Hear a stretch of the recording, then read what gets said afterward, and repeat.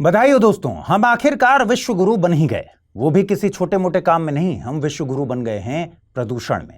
दुनिया के टॉप प्रदूषित शहरों की लिस्ट खोलिए।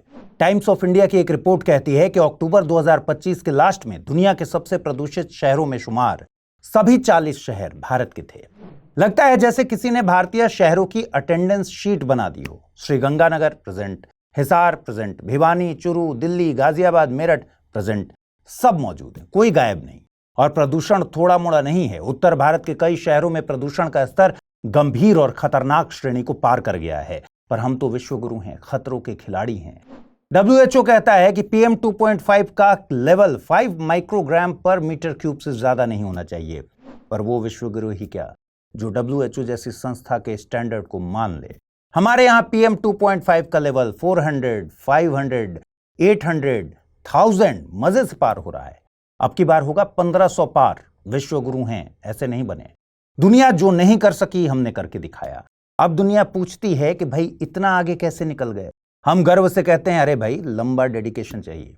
डेडिकेशन चाहिए बेशर्मी में, डेडिकेशन चाहिए मूर्खता में, डेडिकेशन चाहिए झूठे गौरव में, डेडिकेशन चाहिए लाखों पेड़ काटने में।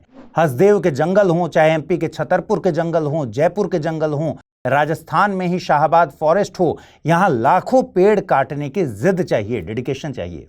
भाई विकास तो ऐसे ही होता है। देखिए कितने दयालु और परोपकारी हैं हमारे नेता लोग। वो चाहते हैं कि भारत में सिर्फ एक दिल्ली ना रहे, कई राज्यों में गैस चेंबर दिल्ली या दिल्ली से बेहतर शहर बने। भाई इनकी माने तो प्रदूषण है ही नहीं। अगर आप चाहते हैं कि प्रदूषण ना दिखे तो आपको भी एक खास किस्म का चश्मा पहनना पड़ेगा। और यह चश्मा तब मिलता है जब आप किसी सत्ता की मेंबरशिप लेते हैं। सत्ता का चश्मा पहनते ही ऐसा कमाल होता है कि प्रदूषण मिस्टर इंडिया बन जाता है, दिखता ही नहीं, एग्जिस्ट ही नहीं करता। लेकिन फिर कुछ लोग सिर खुजाते हुए कहने लगते हैं कि फला रिपोर्ट में तो लिखा है कि लाखों लोग वायु प्रदूषण से मर रहे हैं, उसका क्या। भाई विदेशी रिपोर्ट हम क्यों माने, न जाने क्या चाल हो। लाखों बच्चे क्रिटिकल कंडीशन के साथ पैदा हो रहे हैं, लेकिन सीधे मुकर जाओ। फिर लोग कहते हैं ये धुआं धुआं क्यों दिखाई दे रहा है चारों तरफ। सत्ता कहती है सरदार खान आया था, इतना बम मारा कि इलाका धुआं धुआं हो गया। अरे भाई जब प्रॉब्लम मानोगे ही नहीं तो फिर काहे का डर, कुछ भी बोलो। अब लोग कंफ्यूज हैं। वो कह रहे हैं कि पता नहीं कैसे उनकी हवा नापने वाली मशीन ज्यादा रीडिंग दे रही है। सरकार तो बोलती है कि भाई आपका तो नापने का तरीका ही गलत है। पहले मशीन के आसपास पिचकारी लेकर खड़े होना चाहिए, फिर पानी छिड़कना है और फिर रीडिंग लेनी है। रीडिंग कम आएगी, रीडिंग कम यानी प्रदूषण कम। अब जब प्रदूषण है ही नहीं तो फिर क्यों इंडिया गेट पर लोग चिल्ला रहे हैं प्रदूषण कम करो। अच्छा, इस प्रदर्शन में विदेशी ताकत का हाथ है या फिर ऑपोजिशन ऐसे प्रदर्शन करवाकर सत्ता हथियाना चाहता हो। अरे ये सब देशद्रोही हैं, क्योंकि इन्होंने देश की पवित्र हवा पर ही सवाल कैसे उठा दिए। देश की पवित्र हवा कैसे गंदी हो सकती है। जिस देश की महान धरा पर सीधे पवन देव हवा प्रेषित कर रहे हों वो प्रदूषित और अपवित्र हो कैसे सकती है। दोस्तों ये सब सटायर है, लेकिन बदकिस्मती ये है कि ऐसा वाकई होते हुए दिख रहा है। हम मान ही नहीं रहे कि एयर पॉल्यूशन आज की तारीख की सबसे बड़ी प्रॉब्लम है। यहां तक कि ये कोविड-19 से भी ज्यादा घातक है। लाखों लोग मर रहे हैं, सीरियस हेल्थ प्रॉब्लम्स हो रही हैं, लेकिन फिर भी इससे निपटने के प्रयासों में ढीला ढाला रवैया दिख रहा है। अगर ऐसे ही चलता रहा तो अगले 10 साल में भारत में सांस लेना भी एक स्किल माना जाएगा। आज के एपिसोड में समझेंगे आखिर एयर पॉल्यूशन कितना खतरनाक है या आर्थिक सामाजिक रूप से हमें कितना पीछे ले जा रहा है। आखिर भारत में एयर पॉल्यूशन को सीरियस थ्रेट क्यों नहीं समझा जा रहा, इसे पब्लिक हेल्थ इमरजेंसी क्यों घोषित नहीं किया जा रहा। आज ये भी जानेंगे कि आखिर कैसे चीन ने एयर पॉल्यूशन को हरा दिया, हमें क्या करना चाहिए, समाधान क्या है। आज बात करेंगे भारत में एयर पॉल्यूशन की। स्वागत है आपका, आप देख रहे हैं द फोर्थ डायमेंशन। मेरा नाम है अमृत।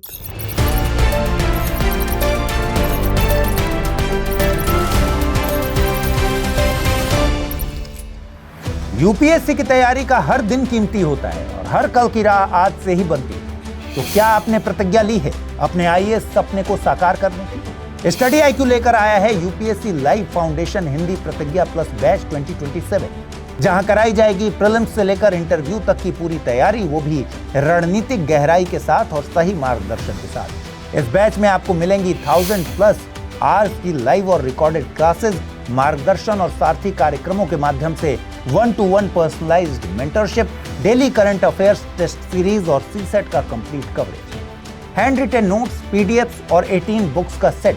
टेस्ट में टॉप स्कोरर को मिलेगा 11,000 रुपए का नगद पुरस्कार। प्रीलिम्स और मेंस रेसिडेंशियल प्रोग्राम यानी पीआरपी और एमआरपी डिसिप्लिन के साथ फोकस भी देंगे। इंटरव्यू गाइडेंस प्रोग्राम यानी आईजीपी के साथ अंतिम दौर तक स्टडी आईक्यू आपका साथ निभाएगा। और इतना ही नहीं, प्रीलिम्स में सफल होने पर मिलेगी पूरी फीस वापस। अब तय कीजिए, आप सिर्फ सपना देखेंगे या उसके लिए स्टडी आईक्यू के साथ मिलकर प्रतिज्ञा निभाएंगे। यूज करें कोड अमृत लाइव और पाएं मैक्सिमम डिस्काउंट हमारे गोल्ड, प्लैटिनम और डायमंड बैचेस पर। अगर आप 2028 में अटेम्प्ट देना चाहते हैं तो उसके लिए भी बैचेस अवेलेबल हैं। अगर अब भी कोई सवाल हो, डिस्क्रिप्शन में दिए गए लिंक पर क्लिक कीजिए या मुझे सीधा मेल कीजिए amrit@studiiq.com पर। यूपीएससी 2027, आपकी प्रतिज्ञा हमारा मार्गदर्शन। दोस्तों, एयर पोल्यूशन अब सिर्फ मेट्रो शहरों की समस्या नहीं रहा, ये पूरे देश की समस्या बन चुका है। डरने वाली बात यह है कि श्रीगंगानगर, बर्नीहाट, सिवनी और अबोहर जैसे छोटे शहर दिल्ली से भी ज्यादा प्रदूषित हैं। यहां PM 2.5 का लेवल अक्सर WHO के स्टैंडर्ड से 10 से 20 गुना अधिक रहता है। यानी वायु प्रदूषण अब प्रमुख शहरों तक सीमित नहीं है, बल्कि पूरे उत्तरी मैदानी क्षेत्र में फैल गया। भारत में अब क्या गांव हैं और क्या शहर, सब प्रदूषण की रेस कर रहे हैं। ग्रामीण आबादी गंभीर रूप से प्रभावित हो रही है, खेती प्रभावित, बाधित हो रही है, जीवन प्रभावित हो रहा है। लेकिन मजाल है किसी सरकार की या पॉलिटिकल पार्टी की जो इस पर सीरियस बात कर ले। यह मामला कितना सीरियस है इसे समझिए। दुनिया में एयर पोल्यूशन से मरने वालों में हर चौथा भारतीय है। लैंसेट काउंटडाउन 2025 की रिपोर्ट बताती है कि अगर दुनिया में 100 लोग वायु प्रदूषण से मरते हैं तो उनमें से 26 लोग भारत के होते हैं। सोचिए, पूरी दुनिया में मरने वालों का 1/4 हिस्सा सिर्फ भारत से है। यह रिपोर्ट विश्व स्वास्थ्य संगठन और यूनिवर्सिटी कॉलेज लंदन ने मिलकर बनाई है, यानी दुनिया की सबसे भरोसेमंद हेल्थ एजेंसीज की संयुक्त रिसर्च। रिपोर्ट बताती है कि 2019 में भारत में PM 2.5 जैसे छोटे छोटे जहरीले कणों के कारण करीब 17,20,000 लोगों की जान चली गई। यानी रोज के हिसाब से देखिएगा तो हर दिन लगभग 4700 भारतीय मरे, हर घंटे 195 मौतें हुई, हर 20 सेकंड में एक मौत हुई। इतना ही नहीं, लैंसेट प्लैनेटरी हेल्थ की नई स्टडी बताती है कि PM 2.5 में हर 10 माइक्रोग्राम पर मीटर क्यूब की बढ़ोतरी दैनिक मौतों में 1.4% और सालाना मौतों में 8.6% का इजाफा करती है। रिपोर्ट यह भी बताती है कि 2010 की तुलना में आज प्रदूषण से होने वाली मौतें 38% बढ़ चुकी हैं। यानी हवा और जहरीली होती गई और मौतें भी उसी हिसाब से बढ़ती चली गई। दोस्तों, ये कितनी डरावनी बात है कि पूरी दुनिया में 2019 में वायु प्रदूषण से 65 लाख लोग मरे हैं और उनमें से 17 लाख सिर्फ भारत से। जबकि state of global air 2025 report ने बताया कि 2023 में भारत में 20 लाख से ज्यादा मौतें प्रदूषण से जुड़ी थीं। आगे आने वाली रिपोर्ट में 2025 या 26 में शायद ये आंकड़ा और भी ज्यादा दिखेगा। देखिए, एक बात ध्यान दीजिए, अलग अलग रिपोर्ट अलग अलग समय पर आती हैं और सबके डेटा अलग अलग हैं, लेकिन एक बात कॉमन है कि वायु प्रदूषण से डेथ मिलियंस में है। एम्स के पूर्व डायरेक्टर डॉक्टर गुलेरिया कहते हैं कि भारत की हवा में सांस लेने का मतलब है रोज 8 से 10 सिगरेट पीना। इन्होंने सबसे शॉकिंग बात यह बताई कि ऐसा नहीं है कि सिर्फ ठंडियों में हवा की क्वालिटी खराब होती है। साल के लगभग 70% दिन लो एयर क्वालिटी वाले होते हैं। असली समस्या भी यही है कि एयर पोल्यूशन को एक सीजनल दिक्कत समझ लिया गया है, जबकि ये पूरे साल शरीर के अंदर धीमा जहर घोलता रहता है। इसे सार्वजनिक स्वास्थ्य संकट की तरह लिया ही नहीं जा रहा और इस पोल्यूशन के लगातार संपर्क के कारण कई अंग जैसे कि लंग्स, हार्ट डैमेज होते हैं और आखिरकार मौत होती है। रिपोर्ट कहती है कि कोयला, तेल और तरल गैस इन मौतों में सबसे ज्यादा जिम्मेदार हैं। इनसे हर साल 7,52,000 मौतें होती हैं, यानी कुल मौतों का 44% सिर्फ गंदे ईंधनों के कारण। सिर्फ कोयला ही 3,94,000 लोगों को मार देता है और इनमें से भी 2,98,000 मौतें सिर्फ बिजली घरों में इस्तेमाल होने वाले कोयले से होती है। यानी हमारे पावर प्लांट सिर्फ बिजली ही नहीं, मौत भी दे रहे हैं। अब दिक्कत यह है कि आज भी भारत की बिजली का 74% हिस्सा कोयले से ही बनता है, इसलिए मूल समस्या खत्म ही नहीं हुई। वहीं पेट्रोल और डीजल से चलने वाले वाहनों से 2,69,000 मौतें हर साल होती हैं। यानी हम रोज सड़क पर जो धुआं देखते हैं वही धीरे धीरे इंसानों को खत्म कर रहा है। इतना ही नहीं, 2020 से 2024 के बीच जंगल की आग के धुएं में बढ़ोतरी हुई और इस धुएं के कारण हर साल औसतन 10,200 मौतें होती हैं। तो क्या घर के अंदर की ही हवा सबसे शुद्ध है? इस गफलत में मत रहिएगा। रिपोर्ट बताती है कि हर 1 लाख लोगों पर 113 मौतें घर के अंदर के धुएं से होती है। गांवों में यह संख्या ज्यादा है, 125 मौतें प्रति 1 लाख। शहरों में कम है, 99 मौतें प्रति लाख। यानी चूल्हे का धुआं, लकड़ी, कोयला, मिट्टी का तेल, ये सब मिलकर एक साइलेंट किलर बन चुके हैं। रिपोर्ट में यह भी पाया गया कि वायु प्रदूषण के कारण समय से पहले होने वाली मौतों और बीमारियों की वजह से आर्थिक नुकसान भारत की जीडीपी का लगभग 1.4% था, जो कि लगभग 2,60,000 करोड़ रुपए के बराबर है। यानी हवा की वजह से न सिर्फ लोग मर रहे हैं, देश भी आर्थिक तौर पर कमजोर हो रहा है। ये आंकड़े दर्शाते हैं कि प्रदूषण केवल एक पर्यावरणीय मुद्दा नहीं, बल्कि यह राष्ट्रीय सुरक्षा, स्वास्थ्य और अर्थव्यवस्था का सबसे बड़ा संकट है। लेकिन प्रॉब्लम जितनी दिख रही है उससे भी कहीं बड़ी है। दरअसल हमारी अगली पूरी पीढ़ी खतरे में है। देश का प्रदूषण अब सिर्फ बड़ों की नहीं, अजन्मे बच्चों की जान पर भी सीधा हमला कर रहा है। ये कोई डराने वाली लाइन नहीं है। शोध, मेडिकल डेटा और डॉक्टरों का अनुभव साफ कहता है कि जहरीली हवा गर्भ के अंदर बच्चे को नुकसान पहुंचा रही है। इसे बहुत ध्यान से समझिए। हवा में मौजूद टॉक्सिक पार्टिकल्स प्लेसेंटा तक पहुंच जाते हैं, जबकि प्लेसेंटा वो प्राकृतिक सुरक्षा कवच है जो बच्चे को एम्बिलिकल कॉर्ड के जरिए मां से जोड़ता है। लेकिन प्रदूषण इस कवच को ही नुकसान पहुंचा देता है। जब प्रेग्नेंट महिला लगातार जहरीली हवा सांस में लेती है तो प्लेसेंटा में सूजन होता है, इन्फ्लेशन आ जाती है। इससे उसकी ब्लड वेसल्स डैमेज होती हैं और बच्चे तक पहुंचने वाले खून और न्यूट्रिएंट्स की मात्रा कम हो जाती है। इसका मतलब बच्चे का ब्रेन, हार्ट, लंग्स या तो धीमे या गलत तरीके से बनते हैं। यही कारण है कि लो बर्थ वेट के मामले बढ़ रहे हैं। बच्चा वो पोषण नहीं पाता जिसकी उसे जरूरत होती है। कई बड़ी मेडिकल स्टडीज ने यह दिखाया है कि स्टिल बर्थ यानी गर्भ में ही बच्चे की मौत हवा में मौजूद जहरीले कणों से सीधे जुड़ा है। प्रदूषण बढ़ते ही इसका खतरा कई गुना बढ़ जाता है। इसके बाद आता है प्रीमेच्योर बर्थ, यानी बच्चा समय से पहले पैदा हो जाना। जैसे ही PM 2.5 का लेवल बढ़ता है, मां के शरीर में इन्फ्लेमेशन और हार्मोनल डिस्टर्बेंस बढ़ते हैं, जिससे प्री टर्म डिलीवरी का रिस्क तेजी से ऊपर चला जाता है। लेकिन कहानी यही नहीं रुकती। प्रदूषण बच्चे की पूरी जिंदगी को बदल सकता है।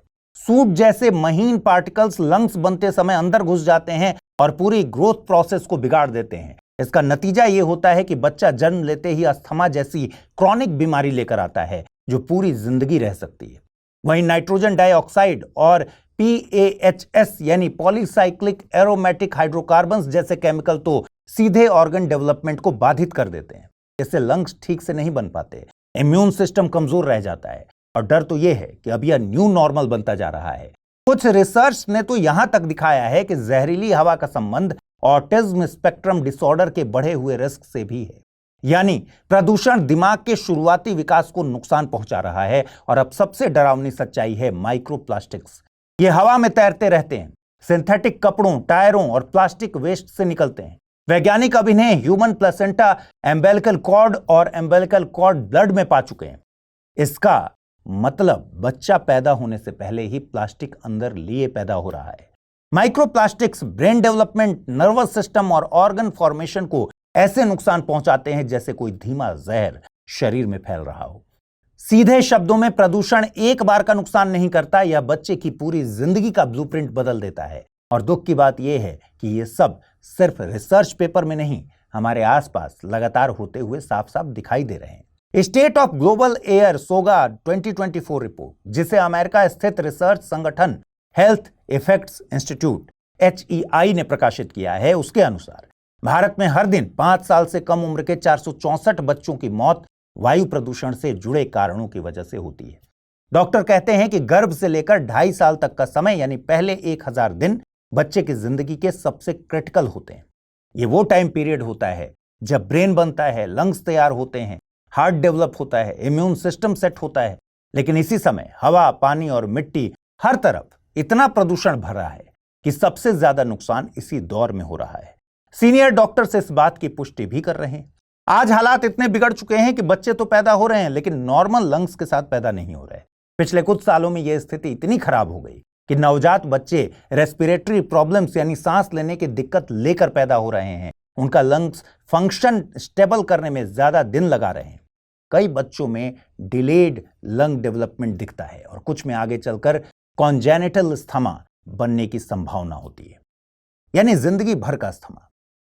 इतना ही नहीं, अब जॉन्डिस पहले से ज्यादा नवजातों में दिखाई देता है। इसका मतलब साफ है, प्रदूषण अब गर्भ में ही बच्चे के फेफड़ों पर पहला हमला कर रहा है। और ये एक मिथ नहीं है, एक कड़वी सच्चाई है। दोस्तों, आने वाली पूरी नस्ल संकट में है, पूरी पीढ़ी संकट में है। एक पूरी पीढ़ी ऐसी तैयार होने वाली है जिसे बचपन से ही हार्ट की बीमारी होगी, बचपन से ही मानसिक बीमारी होगी, बचपन से ही सांस की बीमारी होगी। अब सवाल यह है कि क्या हम चुपचाप ऐसा होते हुए देखते रहेंगे या कुछ एक्शन भी लेंगे। दोस्तों, 2013 से पहले चीन की भी हवा जहरीले बादल में बदल चुकी थी, खासतौर पर बीजिंग, तियानजिन और हैबे वाला इलाका, जिसे जिंगजिंजी कहा जाता है, दुनिया के सबसे प्रदूषित इलाकों में गिना जाने लगा था। हालत इतनी खराब थी कि लोग इसे मजाक में नहीं बल्कि डर में एयर अपोकैलिप्स कहने लगे थे। इसी जहरीली हवा के बीच एक रिपोर्ट आई जिसने पूरे देश को हिला दिया, और इसमें बताया गया कि हर साल लगभग 5 लाख लोग वायु प्रदूषण की वजह से समय से पहले मर रहे थे।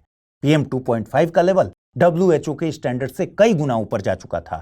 यह वो समय था जब चीन को एहसास हुआ कि अगर अभी नहीं संभले तो आने वाले सालों में हालात हाथ से निकल जाएंगे। साल था 2013। चीन की सरकार ने 2013 में एक बड़ा फैसला लिया, वॉर ऑन पॉल्यूशन, यानी प्रदूषण के खिलाफ युद्ध। यह सिर्फ घोषणा नहीं थी, बल्कि पूरा सेंट्रलाइज्ड एक्शन प्लान बनाया गया। प्लान का नाम था air pollution prevention and control action plan. इस प्लान में एक बहुत बड़ा लक्ष्य रखा गया। लक्ष्य था बीजिंग, तियानजिन, हैबे क्षेत्र में 2017 तक PM 2.5 को 25% तक कम करना। आपको यकीन नहीं होगा, लेकिन इसके लिए चीन ने $100 बिलियन से भी ज्यादा पैसा सिर्फ हवा को साफ करने पर लगा दिया। लेकिन सिर्फ पैसे से काम नहीं होता, जवाबदेही भी कोई चीज होती है। चीन ने पहली बार ऐसा किया कि स्थानीय सरकारी अधिकारियों की प्रमोशन उनकी एयर क्वालिटी रिपोर्ट से जोड़ दी गई।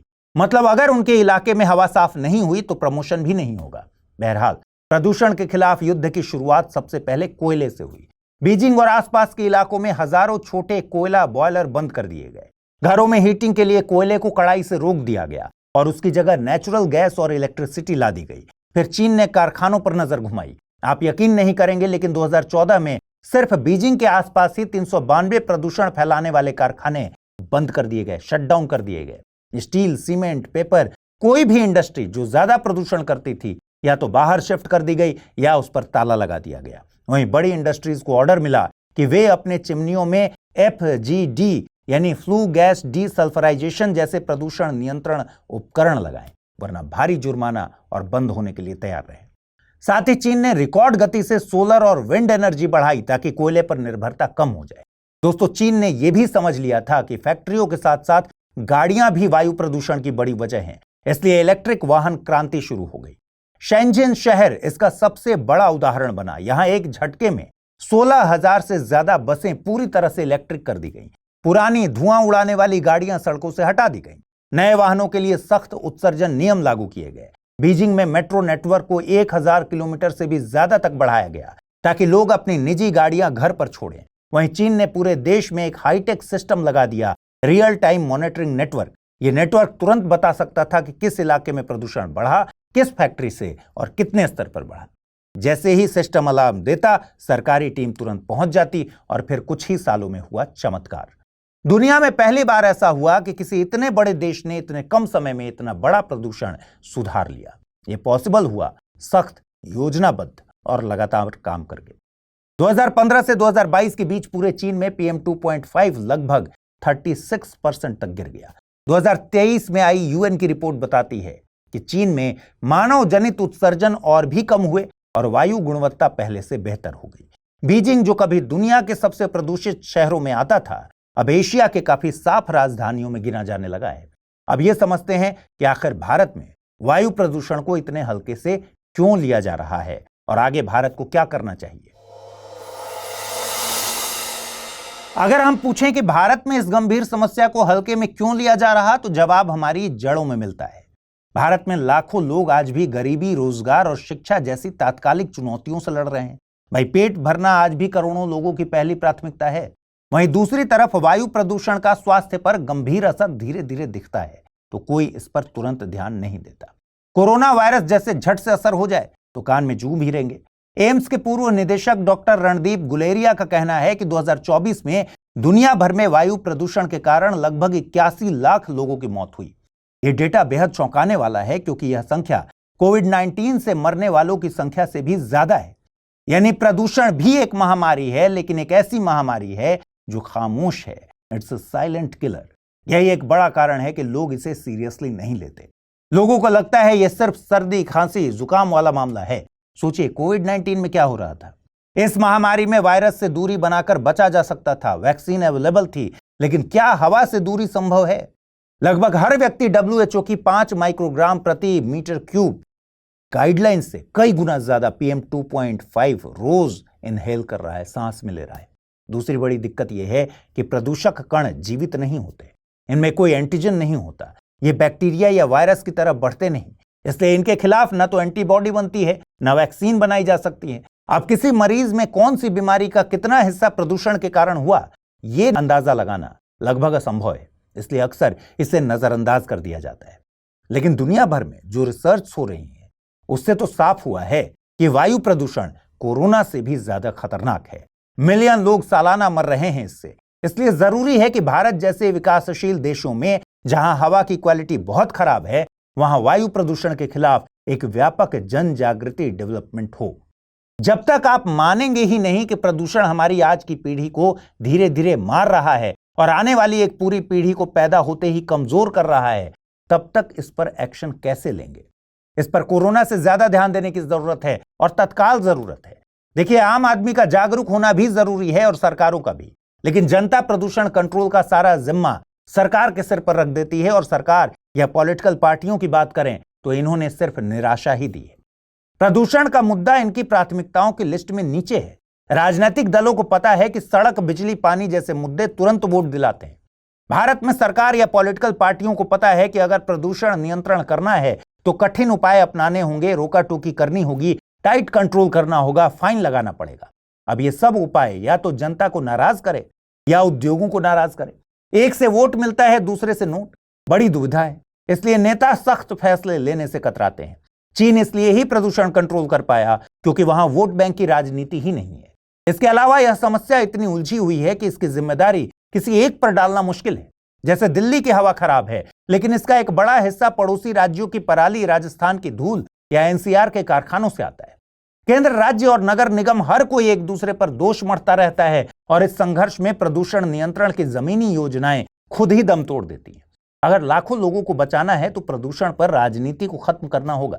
भाई, खराब हवा में तो सब सांस ले रहे हैं। ऐसा तो है नहीं कि खास पार्टी के होने पर आपके फेफड़े एक्स्ट्रा मजबूत हो जाएंगे और देवलोक से स्वयं वायुदेव आपको स्वच्छ हवा भेजेंगे। दोस्तों, रावण के वध के बाद भी मर्यादा पुरुषोत्तम राम ने लक्ष्मण को मृत्युशैया पर लेटे रावण के पास भेजा था ज्ञान प्राप्ति के लिए। रावण पापी था लेकिन प्रचंड ज्ञानी भी। अब समय आ गया है कि चीन के वॉर ऑन पोल्यूशन मॉडल से भारत को सीखना चाहिए। भारत को अब इंक्रीमेंटल इंप्रूवमेंट को छोड़कर रेडिकल ट्रांसफॉर्मेशन की राह अपनानी होगी। अब धीरे धीरे से काम नहीं चलेगा। अब भारत को एक अत्यंत शक्तिशाली राष्ट्रीय अथॉरिटी की जरूरत है जिसे विभिन्न राज्यों के ऊपर भी प्रदूषण नियंत्रण के नियम सख्ती से लागू करने की शक्ति हो। और इसी के साथ सबसे जरूरी है स्थानीय प्रशासन जैसे जिला कलेक्टर, नगर आयुक्त की जवाबदेही। इनके प्रमोशन, इनके कार्यकाल को उनके एरिया की वायु गुणवत्ता में सुधार से सीधे जोड़ना होगा। जब अधिकारियों को पता होगा कि प्रदूषण कम किए बिना उनकी नौकरी खतरे में है, तभी जमीनी स्तर पर बदलाव आएगा। इसके अलावा कोयले का चरणबद्ध अंत करना होगा और जल्दी करना होगा। कोयला आधारित बिजली संयंत्रों और उद्योगों के लिए सख्त समय सीमा तय करनी होगी। वे कब तक स्वच्छ ईंधन जैसे गैस पर शिफ्ट होंगे या कब बंद होंगे। वहीं साथ साथ सौर और पवन ऊर्जा के उत्पादन को राष्ट्रीय सुरक्षा मिशन की तरह सर्वोच्च प्राथमिकता देनी होगी ताकि कोयले पर निर्भरता जल्द से जल्द खत्म हो। वहीं दूसरी तरफ सड़कों पर दौड़ती पेट्रोल और डीजल गाड़ियों को कम से कम करना होगा। यहां भी एक बड़े लेवल की EV क्रांति लाना होगा। एक बात और, प्रदूषण नियंत्रण ठीक तरीके से हो सके, इसके लिए कड़ी से कड़ी सजा और दंड जैसे उपाय भी करने होंगे। जैसे कंस्ट्रक्शन साइट्स पर धूल नियंत्रण के नियमों का उल्लंघन होने पर साइट को तुरंत सील करने का सख्त प्रावधान होना चाहिए। दोबारा गलती हो तो जेल। ऐसा फैक्ट्रीज और इंडस्ट्रीज में भी करना होगा। प्रदूषण फैलाने वाले उद्योगों, निर्माण स्थलों और पुराने वाहनों पर लगने वाले जुर्माने को कई गुना बढ़ाना चाहिए ताकि नियमों का उल्लंघन करना आर्थिक रूप से असहनीय हो जाए। इसके अलावा वित्तीय प्रोत्साहन भी देने होंगे। स्वच्छ तकनीक जैसे फ्यूल गैस डीसल्फराइजेशन FGD अपनाने वाली इंडस्ट्रीज को बड़ी टैक्स छूट और सब्सिडी दी जानी चाहिए। भारत में कई बार ऐसा लगता है कि पेनल्टी उतनी कारगर नहीं होती जितना इंसेंटिव, जैसे बिहार चुनाव में देखा गया। एक तरफ बेहतर भविष्य, एजुकेशन, हेल्थ की बातें थी, लेकिन दूसरी तरफ सीधा 10,000 रुपए खाते में आ गए और जीत किसकी हुई ये सबको पता है। यही मनोविज्ञान प्रदूषण नीति में भी इस्तेमाल किया जा सकता है। अगर लोगों को लगे कि हवा साफ करने में उनका सीधा फायदा है तो लोग खुद आगे आएंगे। सोचिए, अगर कोई परिवार green housing, rain water harvesting या एयर प्यूरिफाइंग प्लांटेशन करता है तो उसे होम टैक्स में 20% छूट मिले। अगर कोई शहरवासी ईवी अपनाता है या पुराने डीजल वाहन को छोड़ता है तो उसे free toll, quick RTO processing और बिजली बिल में स्पेशल ग्रीन रेट मिले। सोसाइटीज को अगर पॉल्यूशन फ्री जोन बनाए तो उन्हें कचरा शुल्क में रियायत, पार्किंग छूट या ग्रीन सर्टिफिकेट ग्रांट दिया जाए, जिसे बाद में टैक्स रिडक्शन में उपयोग किया जा सके। ऐसे ही इंडस्ट्री के लिए भी सिर्फ जुर्माना कोई हल नहीं होगा। अगर कोई फैक्ट्री तय मानकों से 30% कम उत्सर्जन करती है तो उसे कम ब्याज पर loan, fast track expansion permit और ग्रीन परफॉर्मेंस बोनस दिया जा सकता है। इसमें स्थानीय निकायों के लिए भी इंसेंटिव मिलना चाहिए। जैसे नगर निगम अगर अच्छे एयर क्वालिटी दिनों की संख्या बढ़ा दे तो उन्हें अतिरिक्त फंड मिले या स्पेशल ग्रांट या इंफ्रास्ट्रक्चर बोनस मिलना चाहिए। यहां तक कि स्कूल और कॉलेज भी अगर अपने कैंपस में प्रदूषण नियंत्रण मापदंड को पूरा करें तो उन्हें एक्स्ट्रा फंडिंग, ग्रीन रैंकिंग और स्टूडेंट बेनिफिट स्कीम मिले। सीधी सी बात है, भारत को जुर्माना आधारित सिस्टम से निकालकर इनाम आधारित बदलाव की तरफ जाना होगा, क्योंकि इंसान डर से नहीं, फायदे से तेजी से बदलता है। एक बार ऐसा भी ट्राई करके देख लेना चाहिए। अभी क्या चल रहा है, कार्रवाई की जगह हम बस आफ्टर थॉट वाली कोशिशें करते हैं, जैसे कृत्रिम बारिश करवा ली, पानी का छिड़काव कर दिया, एंटीऑक्सीडेंट दवाई खा ली, मास्क पहन लिया, जबकि वास्तविक समस्या वहीं की वहीं है। सिस्टम्स का इलाज कब तक करेंगे? साल दर साल हम उसी धुएं में जीते रहते हैं, उसी से बीमार होते हैं, उसी सिस्टम की खामियों में फंसे रहते हैं जो हमें बचाना ही नहीं चाहता। एक बात हमको भी समझनी होगी, साफ हवा कोई नैतिक भाषण से तो आएगी नहीं, न ही केवल प्रोटेस्ट से आएगी, न ही हवा नापने वाली मशीन के इर्द गिर्द पानी डालने से आएगी। वो तब आएगी जब या तो हर व्यक्ति इस खतरे को बेहद करीब से महसूस करे और हर व्यक्ति इस खतरे से लड़ने के लिए अपने स्तर पर योगदान दे। ज्यादा से ज्यादा पब्लिक ट्रांसपोर्ट यूज होना चाहिए, ज्यादा से ज्यादा क्लीन एनर्जी की तरफ जाना चाहिए। इंसेंटिव ऐसा हो कि साफ हवा लोगों के लिए जेब का फायदा, दैनिक सुविधा और सामाजिक प्रतिष्ठा बन जाए। इसके साथ ही सख्त राजनीतिक इच्छा शक्ति होनी चाहिए। कोई भी पार्टी हो, कोई भी विचारधारा हो, प्रदूषण तो हम सबका सबसे बड़ा दुश्मन है, यह मानकर चलना होगा। वहीं प्रशासनिक लेवल पर कठोर कार्यान्वयन और उच्च स्तरीय जवाबदेही होनी चाहिए। अब समय आ गया है दोस्तों कि एयर पोल्यूशन को हेल्थ इमरजेंसी डिक्लेयर करना चाहिए। एयर पोल्यूशन को टैकल करने के लिए आप क्या सॉल्यूशन प्रपोज करते हैं, कमेंट में जरूर बताइएगा। आज के एपिसोड में इतना ही, जल्द मिलते हैं किसी दूसरे टॉपिक के साथ। तब तक पढ़ते रहिए, सीखते रहिए, बढ़ते रहिए। नमस्कार।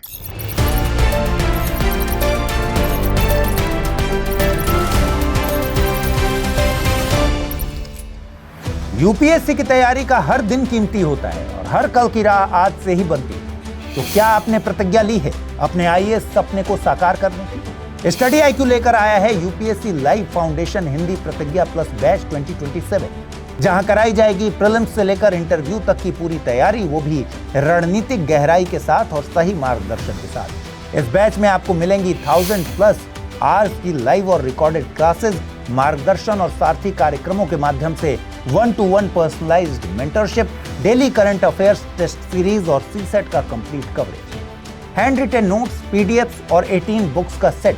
टेस्ट में टॉप स्कोरर को मिलेगा 11,000 रुपए का नगद पुरस्कार।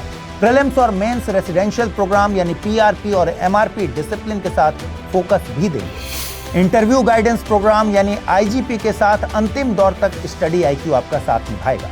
और इतना ही नहीं, प्रीलिम्स में सफल होने पर मिलेगी पूरी फीस वापस।